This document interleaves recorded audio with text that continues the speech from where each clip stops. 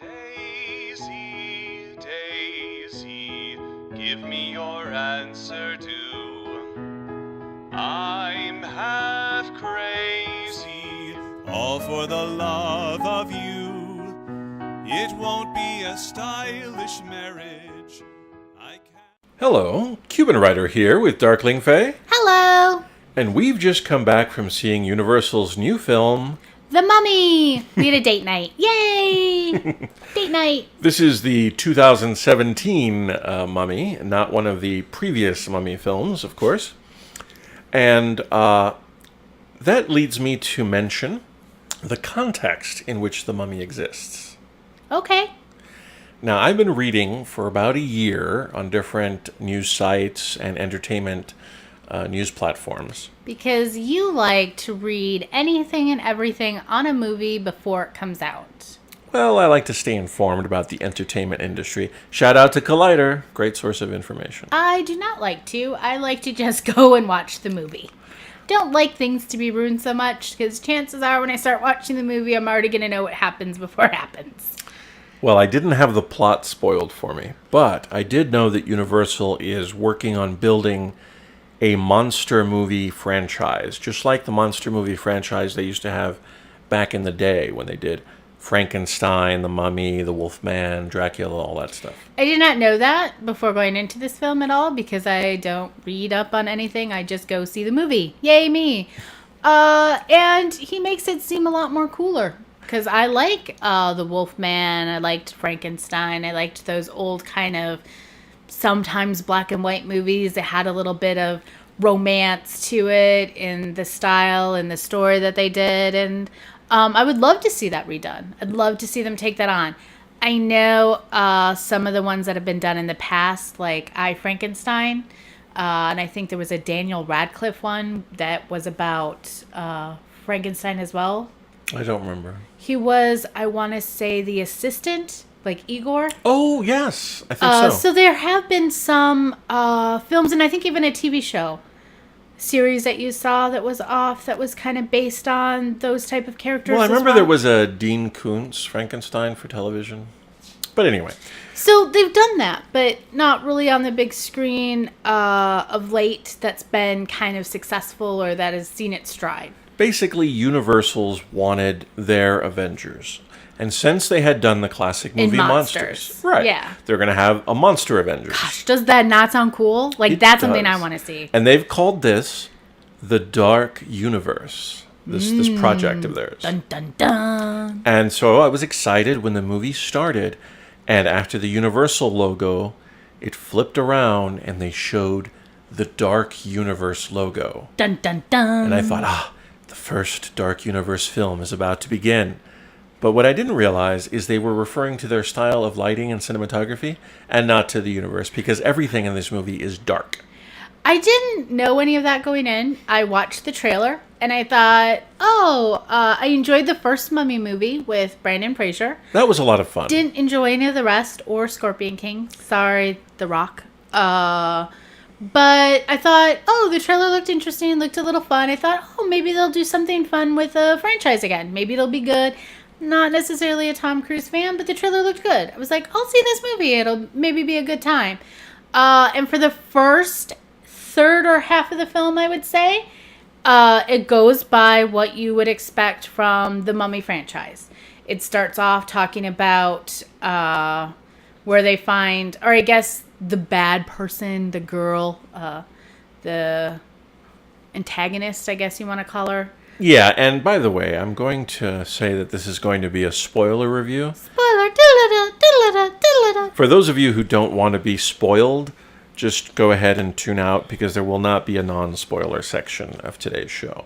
I don't feel the need to do that with this particular film. No. But the first third of the movie, would you say a third or a half, maybe? I would say the first 25 to 30% of the movie. Really does kind of take you back to unearthing a weird archaeological find. They actually do 2 of them, and where is it going to go? And You kind of see the back history of what happened in ancient Egypt, just like the other movies have done. And I thought they did a really good job with it so far. I was like into it. I was like, oh, this is going to be kind of good. They're really going to reboot the franchise. It's going to be good. And then, I'm sorry to say, people, then what happened? Dr. Jekyll and Mr. Hyde enter the film. Dun, dun, dun. And it all goes bananas. Well, before we get to Dr. Jekyll and Mr. Hyde, which introduces us to the Prodigium. The dark universe of monsters. Yeah, it's basically this organization that hunts monsters. But before we get there, you can see early indications that things aren't working out quite as well as we want. Nothing serious, nothing that puts you off the film, but little things. There's a lot of contrivance in getting Tom Cruise and his partner onto the site of the ancient underground temple. There is a lack of chemistry right away between Tom Cruise and his romantic lead in this film. There is a big problem when they introduce you to the idea that Tom Cruise can't be killed. Well, I don't, like, you kind of get the feeling, like, because, spoiler alert, he's the chosen one. You get the feeling that he'll, I don't know if you necessarily want to say can't be killed, but that he's going to be saved until whatever fate is that he's been chosen for happens. So you get that feeling, but he doesn't understand that, I feel. So because of that, he still acts like he can be killed. So that isn't always necessarily clear, because a lot of this movie, or at least a lot of it, is kind of seen through his character's misconceptions of what's going on and trying to piece it all together. So I feel like that kind of happens. Like, yeah, we as the audience get that he obviously is immortal, but it hasn't clicked to him. So he still has a lot of moments where he freaks out and doesn't get it and tries to get himself out of certain situations of danger because he doesn't know that he really can't be killed. Because if I was immortal, I would have just gone badass all over that place. Well, my problem is the minute I realized he was immortal and couldn't be killed, all of the tension for his character went right out of the film. They would keep throwing monsters at him and stuff, but I no longer cared. And because he had no chemistry with his romantic lead, I didn't care if she got killed either. I kept hoping she would die. Wow. Spoiler alert. She does. Not early enough for my taste, though. So let's back up. Let's go through some pros of what's good with it. All right. We'll go through some pros. That first plane scene, that plane crash I was going to say, scene. you really liked some of the action. They did a really good job. I know that you researched, as you always do, and found out that they really did insist on, and I think Tom Cruise is the one that came up with the idea. He usually pushes for big stunts. His idea was to actually do all of that in zero gravity. Yeah, they have this plane that they film in that dives towards the Earth, and for 30 seconds while it's diving towards the Earth, they're in what is a simulated microgravity environment because they're falling. So yeah, and they did that like 30 or 60 times. I can't remember the exact figure, but so I want to say money well spent. I liked the action scene. I liked how it looked realistic. I thought it was really good. It was enjoyable. It was kind of fun. I actually did like that entire scene on the plane. They did have some, what you want to call, moments of tension. There was also some light-hearted humor as well. So it was kind of a fun little scene in the plane. Yeah, and in addition to the awesome vomit comet effects that they did, there was that great scene where the birds are coming through the windshield. And that actually, it evoked a little bit of the birds from Alfred Hitchcock. Yeah. And it felt cool when that happened. And you're right, there was a nice little moment of comedy where his friend turns into a zombie or mummy or whatever undead creature you want to call him. Zombie mummy? Zummy? And he shoots him and he falls down. And then he shoots him again just because he's scared. And that was nice. Yeah, I would probably have shot him a lot more times accidentally because I would have been freaked out too if my friend is half deadish trying to kill me. Yeah.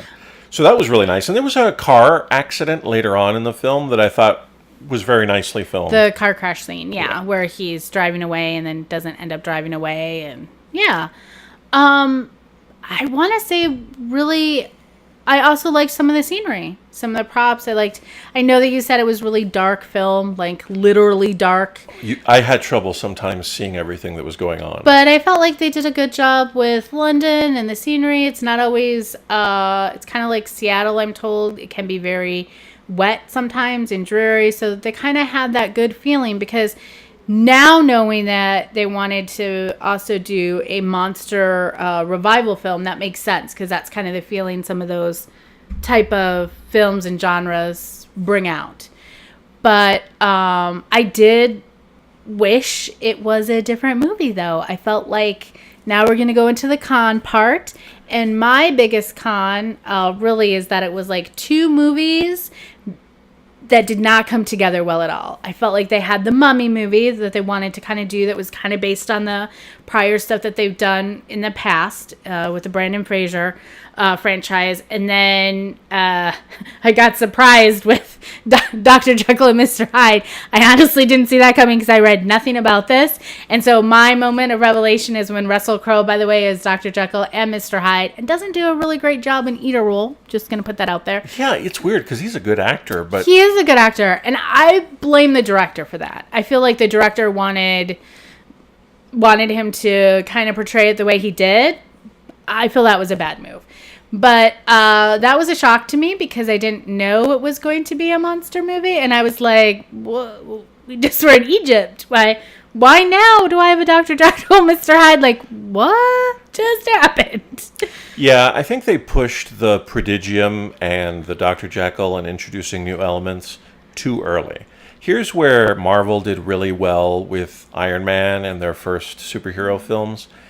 They started introducing the idea of the Avengers in little snippets at the end of the film, or they touched upon it briefly and then developed it later. They didn't feel the need to have large segments where the Avengers is brought up until the Avengers was actually being assembled. No, and like S.H.I.E.L.D. is there, but you don't know their S.H.I.E.L.D. because they don't really say their S.H.I.E.L.D. They're just like hinted at. And it was a lot better woven as a thread to bring it together so that when it happens in a future storyline or movie or something like that, it makes more sense. Here, it didn't work. You really had two different ideas that they were trying to bring together into one, and they didn't have a good cohesive plot or any kind of string that could weave these two ideas together in a way that's going to be enjoyable for any audience member. It's almost as though if in the first Iron Man film, Iron Man had had a fist fight with Nick Fury in the middle of the film, and you're like, no, I want to see an Iron Man film first.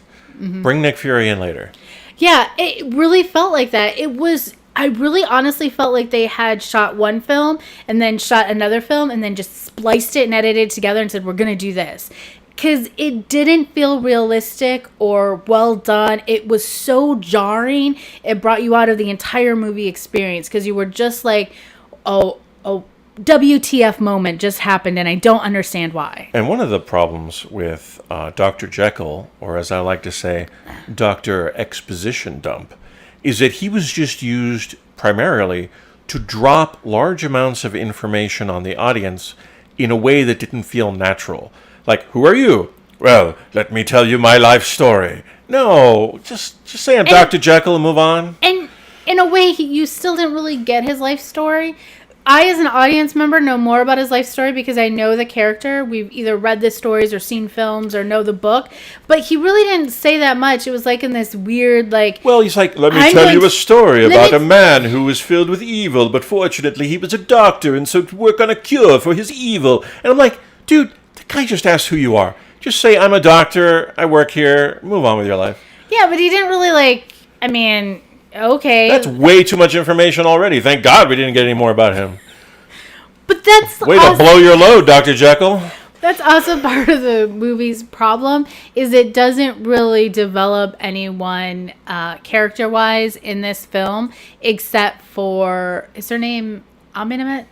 The mummy lady, as I like to call her, was relatively well developed. You understood her motivations and whatnot. You got her backstory. You got to see what motivated her, why she did the things that she did, and how she kind of ended up in the situation she's in and her thing. You got that story, but you didn't get that with anyone else. You don't get that with Tom Cruise's character, really. You don't get that with anyone in the Prodigium really well. You don't get that with his romantic lead. You don't get any of kind of a character history or development in any way that makes you really care or sympathize with any of these characters. Anything could happen to these characters at any time, and you as an audience member are not going to give a damn. So here's what you know about the main characters.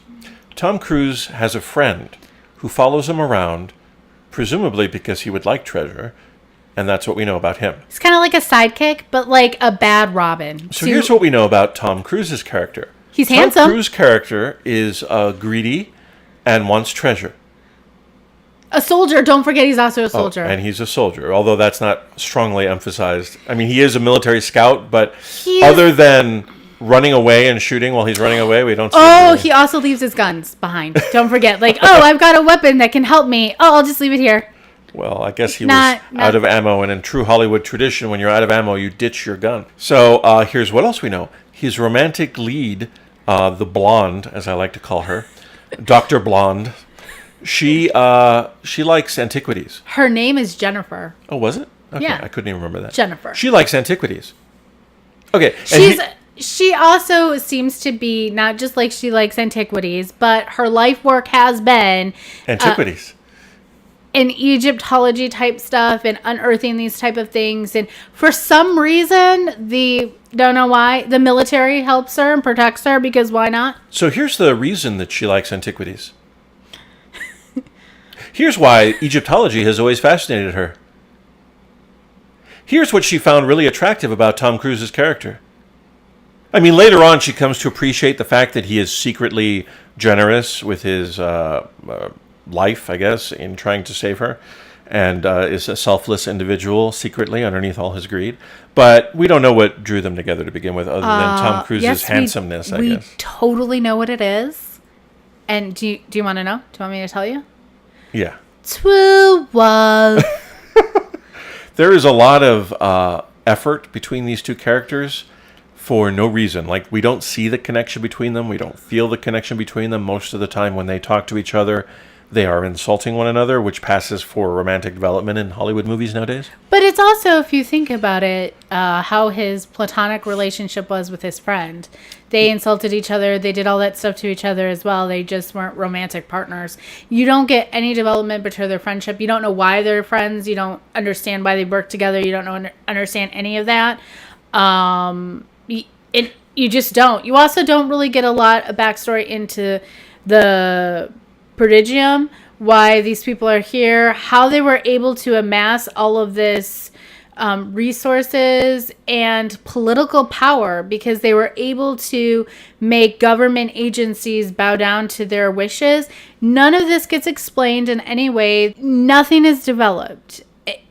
So it gets really frustrating that I could probably make up better backstories, and you kind of have to as an audience member to figure out, well, why would Dr. Jekyll even care about this? Oh, it must be because of, this, and this. But it's all in your head, because none of it ever gets told. And that's kind of disappointing, because like I said, that first third of the movie, I wanted to see that movie. I wanted to see where that movie went to. That looked like an interesting and fun movie. And maybe the monster part of the movie would be good, but not in this film. Like, I would want to have it on its own, and I'd want to have that develop, but it's too... I wish that Tom Cruise had had his mummy adventures with him, the mummy, and a romantic lead that he actually had chemistry with. And then at the end, she could maybe say, secretly, I've been a member of this organization all along, the Prodigium.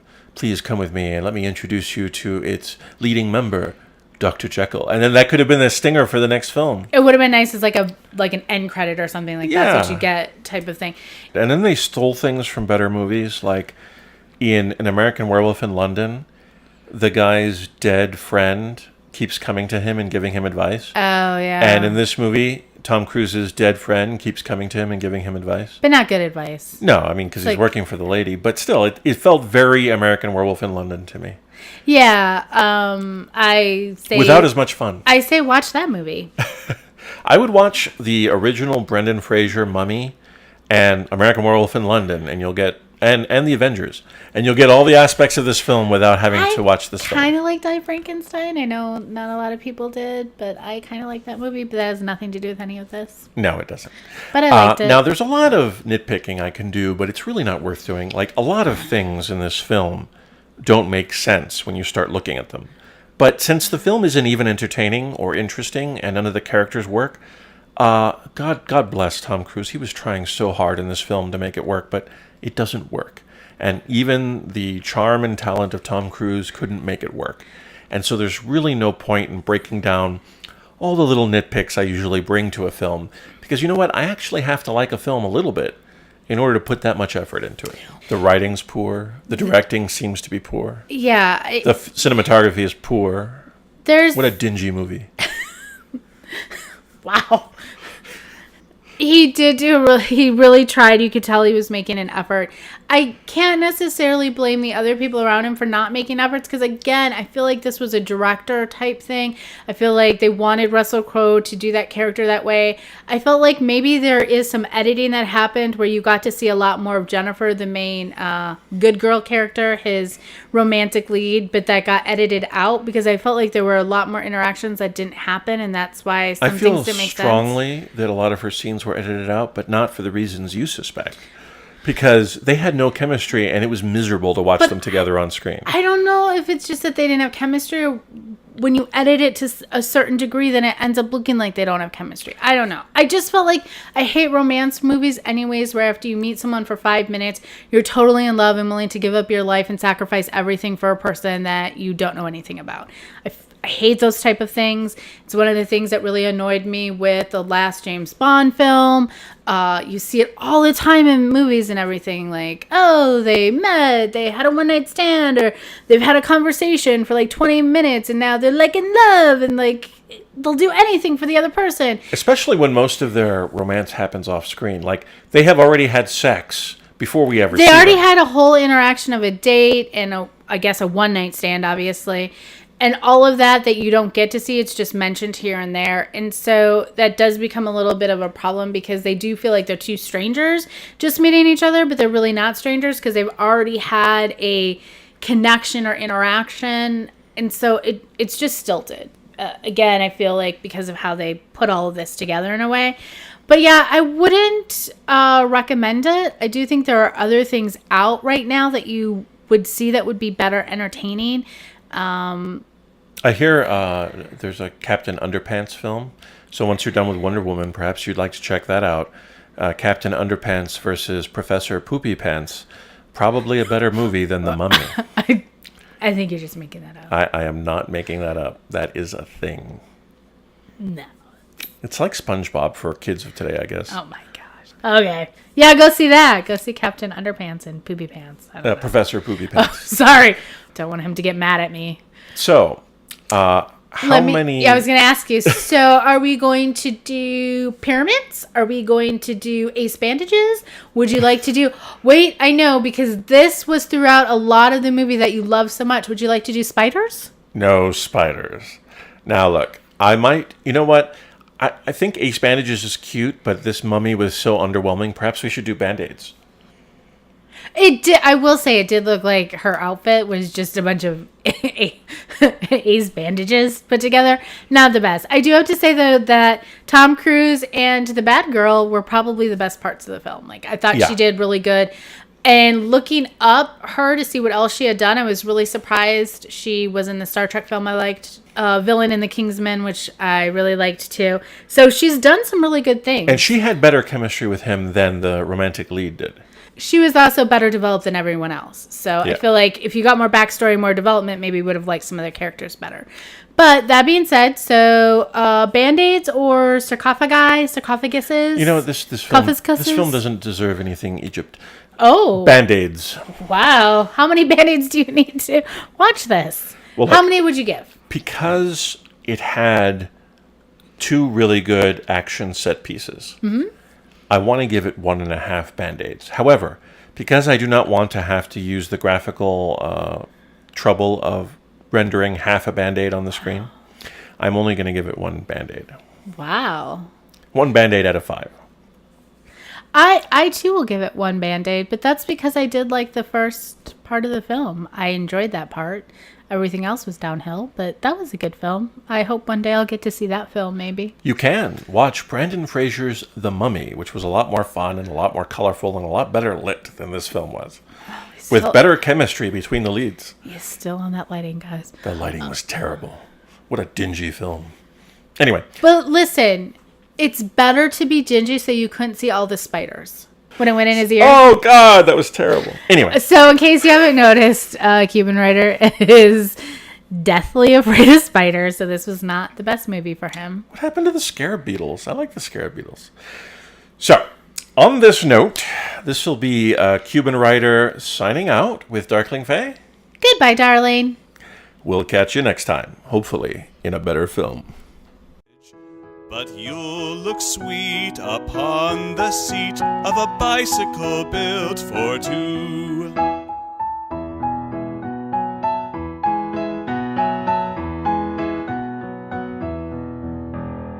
Daisy, Daisy, give me your answer, do